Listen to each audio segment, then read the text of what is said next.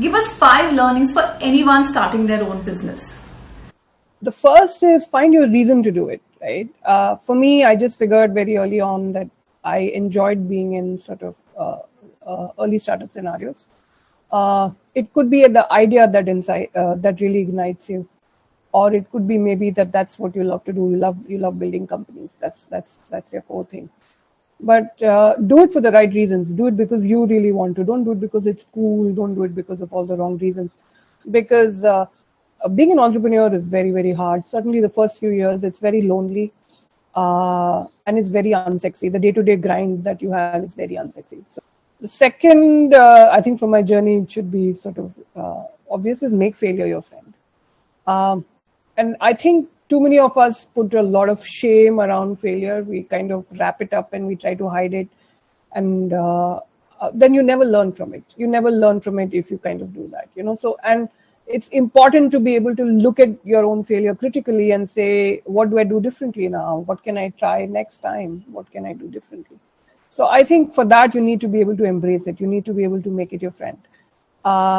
And you need to be able to, and honestly, the way you recover from your failure is what is going to decide how far you go. Because sometimes you can let failure bog you down, but you shouldn't do that. The third is something I would again say, I really believe in the power of external help.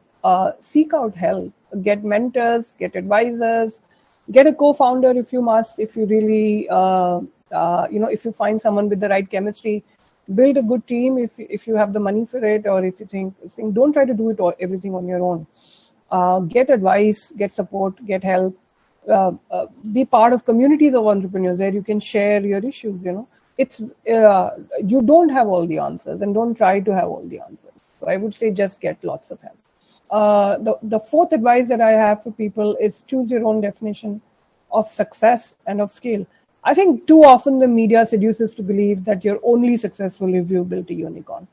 That's not true. I think you can choose to define what success means to you, and you can choose to define what scale means to you. These are all very individual definitions. It should fit with your life goals. It should fit with the amount of stress you're willing to take, the amount of, what else you want in your life, the amount of money you really want. So define your own terms, define your definitions for success and for scale. And the fifth is really simple. Don't overthink it. Just do it.